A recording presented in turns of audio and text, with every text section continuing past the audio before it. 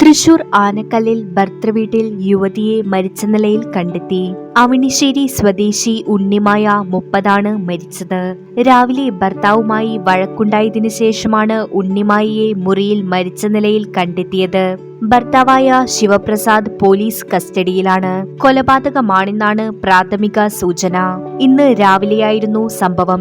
തൃശൂരിലെ ഒരു സ്വകാര്യ സ്ഥാപനത്തിൽ ജോലിയുണ്ടായിരുന്ന ഉണ്ണിമായ അവിടേക്ക് പോകാൻ തയ്യാറെടുക്കുകയായിരുന്നു. വീട്ടിൽ ഭർത്താവുമായി ഉണ്ടായ വഴക്കിന് ശേഷം ഭർത്താവിന്റെ അമ്മയും മറ്റും വന്ന് നോക്കുമ്പോഴാണ് ഉണ്ണിമായയെ മുറിയിൽ ചലനമറ്റ രീതിയിൽ കിടക്കുന്നത് കണ്ടത്. ഭർത്താവിന്റെ അമ്മയും നാട്ടുകാരുമാണ് ജില്ലാ ആശുപത്രിയിലേക്ക് ഉണ്ണിമായയെ എത്തിച്ചത്.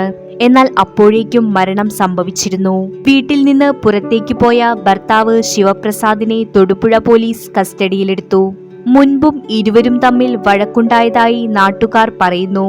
ഉണ്ണിമായയുടെ മൃതദേഹം ജില്ലാ ആശുപത്രി മോർച്ചറിയിലേക്ക് മാറ്റി.